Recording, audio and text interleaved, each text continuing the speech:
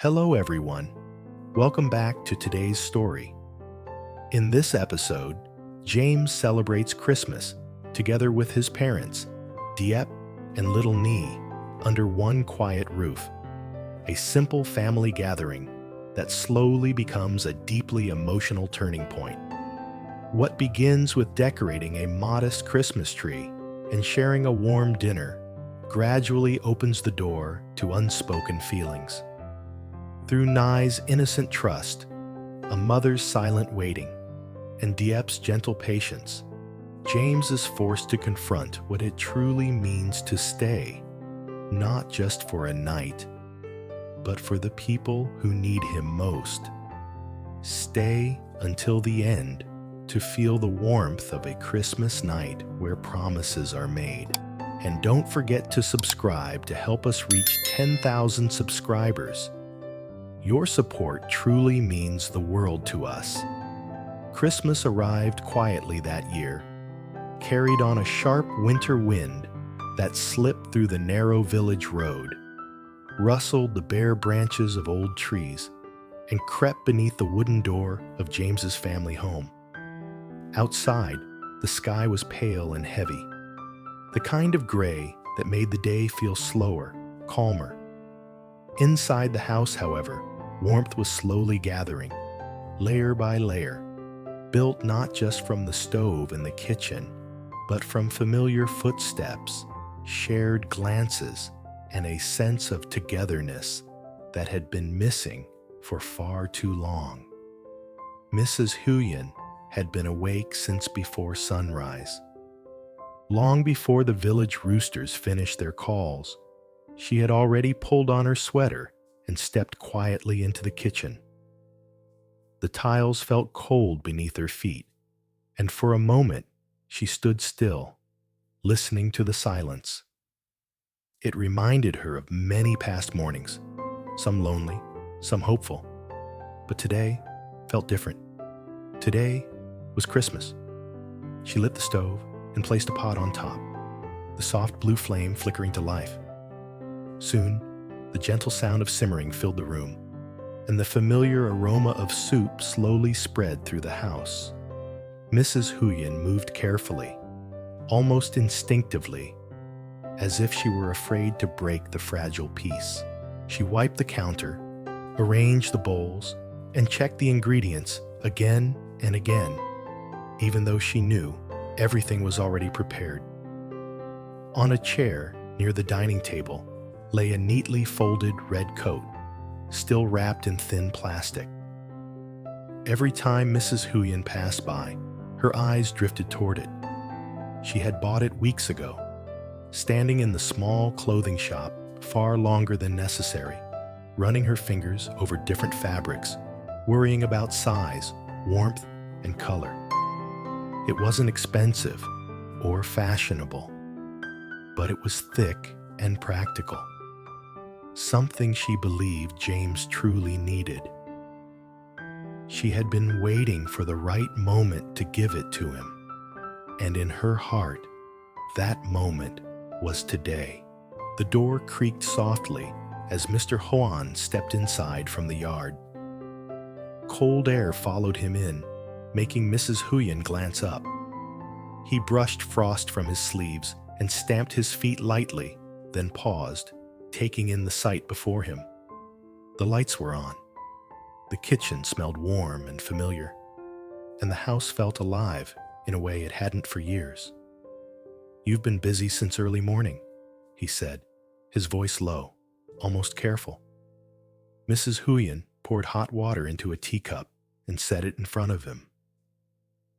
"It's Christmas," she replied gently. "I don't want to rush through it." Mr. Hoan nodded as he wrapped his hands around the cup. He understood. This Christmas wasn't just a holiday. It was a rare chance for the family to sit together without arguments, distance, or unfinished tension hanging in the air. He didn't say it aloud, but he hoped this day could soften some of the hard edges that time had created between them. Upstairs, James stood by the window in his room, staring out at the frost-covered fields. The village looked quiet, almost frozen in time. His reflection in the glass looked older than he felt, weighed down by responsibilities and thoughts he rarely shared. Being back in this house stirred emotions he couldn't easily name: regret, longing, and something close to relief. He took a slow breath. For once, he wasn't here to argue or explain himself. He was here to stay. A sudden knock broke his thoughts. "Uncle James!" Nye's voice rang through the hallway, bright and impatient. Before he could respond, the door swung open.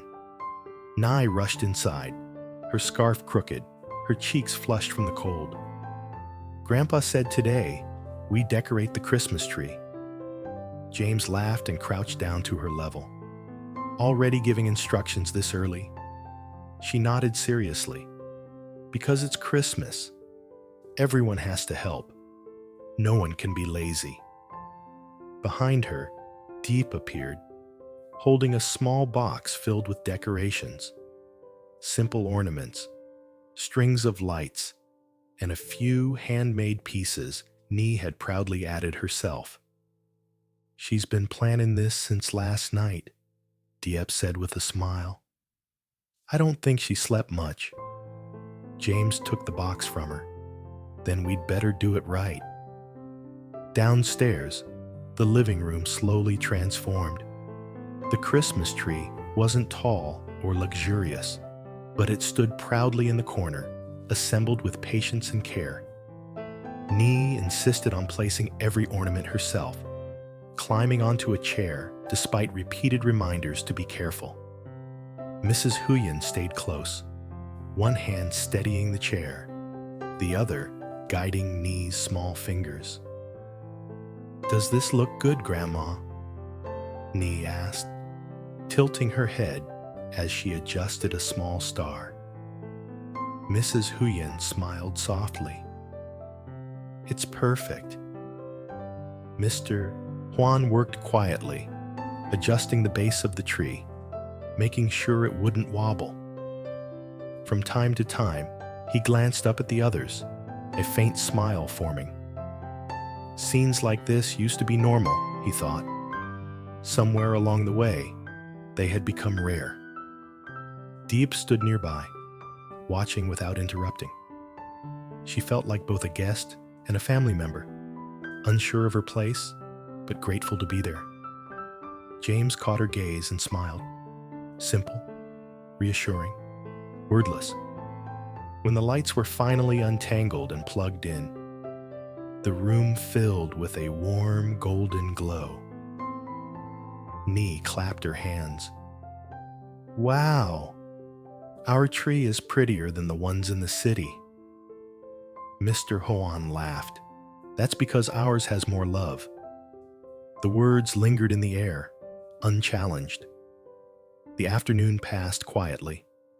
Mrs. Huyen continued cooking, occasionally calling Nye into the kitchen to help stir or taste. Mr. Hoan shared old stories about winters long ago, about Christmases when all they had was simple food and each other. James listened closely, realizing how many of these moments he had missed. As evening fell, snow lightly dusted the windows. Diep helped set the table, while Nye carefully arranged napkins, adjusting them again and again until she was satisfied. "Should we wait for everyone before eating?" Nye asked softly. James met her eyes. "Everyone's already here." Dinner was warm and lively. Nye talked nonstop, praising the food, laughing at Grandpa's jokes, and proudly describing the tree.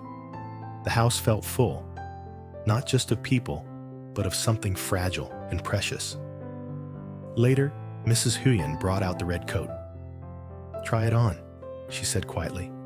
It fit perfectly. James swallowed hard. "Thank you, Mom." She smoothed the sleeve gently. "I just want you to stay warm." That night, As James sang softly tonight and she drifted to sleep, the house settled into a peaceful silence, wrapped in light, warmth, and a quiet hope that this Christmas was the beginning of something better. The house slipped into a deeper kind of quiet after Nee finally fell into a steady, peaceful sleep. The kind of silence that didn't feel empty, but thoughtful, like the house itself was pausing to reflect on the day. The Christmas lights in the living room continued to blink softly, their warm glow stretching across the floor, climbing slowly up the walls and settling gently on familiar corners that had witnessed years of memories, arguments, reunions, and long absences. James stood outside Nee's bedroom for a long moment, far longer than necessary. One hand rested lightly on the door frame, his shoulders rising and falling with a slow, controlled breath. From inside a room came the soft rhythm of Nee's breathing, even and calm. Each breath felt like reassurance, like proof that for tonight at least, everything was as it should be. The promise he had made echoed in his mind. I'll stay. It wasn't just a promise spoken aloud to a child. It felt heavier than that. It felt like a quiet agreement with himself, one he wasn't sure he had ever truly made before. He turned and walked downstairs carefully, mindful of every step. The wooden stairs creaked faintly beneath his weight, but the sound blended into the gentle hum of the heater and the soft ticking of the old clock on the wall. Diep was standing near the hallway, holding a folded blanket against her chest. She looked up when she saw him, instinctively lowering her voice. She fell asleep quickly tonight. James nodded. She must have been exhausted. She's been excited since morning. Diep smiled faintly. She was afraid today would end too soon. They walked into the living room together. Without Nee's chatter, the space felt calmer, almost solemn. The dinner table had been cleared, dishes washed and stacked neatly to dry. The smell of food still lingered faintly, mixing with the subtle scent of pine from the Christmas tree. Outside the window, snowflakes drifted down slowly, blurring the outlines of the village beyond. Mrs. Huyen sat on the sofa, folding clothes from a basket beside her. Her movements were unhurried, precise, as though she were deliberately stretching time. Mr. Hoan stood near the window, his hands clasped behind his back, staring out into the falling snow with a thoughtful, distant gaze. Mrs. Huyen looked up. Is Nee asleep? Yes, James answered. She asked me not to leave. Her hands paused mid-fold. And what did you tell her? I promised, he said honestly. Mrs. Huyen studied his face for a moment, then nodded. She resumed folding, but her fingers moved a little more slowly than before. Diep went into the kitchen to make tea. The sound of water boiling filled the room, breaking the silence without disturbing it. When she returned, she placed a cup in front of James, another in front of Mrs. Huyen, and one near Mr. Hoan before sitting down across from James. You look tired, Diep said gently. James let out a quiet, humorless breath. I didn't realize how tired I was until tonight. Mrs. Huyen folded the last shirt and placed it neatly on top of the pile. You don't have to talk about difficult things today, she said softly. Christmas should be peaceful. James shook his head. Maybe peace only comes after we stop avoiding things. Mr. Hoan turned from the window and sat down slowly. Then say what you need to say, he replied. We're here. James stared into his cup, watching the steam curl upward. "I haven't been around much," he began, "and I always tell myself it's because I'm busy, because there's work, pressure, responsibility." He paused, searching for the right words. "But sometimes it's easier to stay away than to come back and face everything I don't know how to fix." Diep listened quietly, her hands wrapped around her cup. "Being here reminds me of things I left unresolved," James continued. "Mistakes I didn't know how to undo.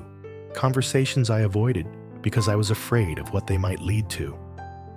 Mrs. Huyen's voice was calm but firm. "Avoiding them doesn't make them disappear." "I know," James said softly. "But for a long time, I pretended it did." Mr. Hoan leaned forward slightly. "Problems don't vanish just because we turn our backs on them. They wait." James nodded slowly. "Seeing you this morning, Mom, watching you prepare everything, waiting for us to wake up, it made me realize how much time I've wasted convincing myself I was doing the right thing." Mrs. Huyen lowered her gaze to her hands. "I didn't wait because I expected anything from you," she said quietly. "I waited because you're my son. That doesn't change, no matter how far you go." James reached out and covered her hand with his. "I'm sorry," he said, his voice barely above a whisper. She didn't pull away. "I don't need apologies," she replied gently. "I need you to come home." The words settled heavily in the room, but they didn't feel like an accusation. They felt like an invitation. Outside, the snow continued to fall, muffling the sounds of the village. Inside, the warmth deepened, not just from the heater, but from something softer, more fragile, slowly taking shape. Diep broke the silence. "Nai believed you'd come today," she said. She was so sure. James smiled faintly. "She always believes in me more than I deserve." "She believes you'll come back," Diep said. "That kind of belief can change people." James leaned back, staring at the ceiling. "I don't want to disappoint her again." Mr. Hoan's voice was steady. "Then don't. Be present. That's more important than anything else." The conversation slowly drifted away from heavy confessions. Mr. Hoan began sharing stories from years ago. Christmases when the house was smaller, when money was tight, when all they had were simple meals and long conversations. Mrs. Huyen added her own memories, laughing softly at moments James had almost forgotten. As the night grew deeper, Mrs. Huyen stood up. "I should rest," she said. "Tomorrow will be another day." James stood as well. "Good night, Mom." She hesitated, then reached up and adjusted the collar of the red coat he was wearing. "Stay warm," she said quietly. "I will." After she went upstairs, Mr. Hoan followed soon after, leaving James and Diep alone in the living room. The Christmas lights blinked lazily, their reflections trembling in the dark window like distant stars. Diep gathered the empty cups. "You should sleep too." James didn't move. "Can we talk a little longer?" She nodded and sat back down. "I don't say this enough," James began, "but thank you for holding everything together, for staying when I kept leaving." Diep met his gaze. "I stayed because I believed you'd come back." James exhaled slowly. "Tonight reminded me of what really matters." "Then don't forget it," Diep said softly. They sat in silence, letting the moment stretch without forcing words into it. A faint sound came from upstairs, the creak of a door opening. Nye appeared at the top of the stairs, rubbing her eyes, her hair messy. "Uncle James?" she called sleepily. James was on his feet immediately. "I'm here." She hurried down the stairs and wrapped her arms around him tightly. "I dreamed you left." He knelt, holding her close. "I'm not going anywhere tonight." She looked up at him seriously. "Tomorrow too?" He smiled. "Tomorrow too." Satisfied, she yawned and rested her head against his shoulder. James carried her back upstairs, tucked her in, and stayed beside her until her breathing evened out once more. When he returned downstairs, Diep was waiting. "She trusts you completely," she said. James nodded. "I don't want to be someone who only shows up on holidays." "Then don't be," Diep replied simply. James sat down, pulling the red coat tighter around himself. Outside, the snow covered old footprints, softening sharp edges. Inside, under the fading glow of Christmas lights, the house rested quietly, holding new promises, fragile hope, and the slow, gentle beginning of healing.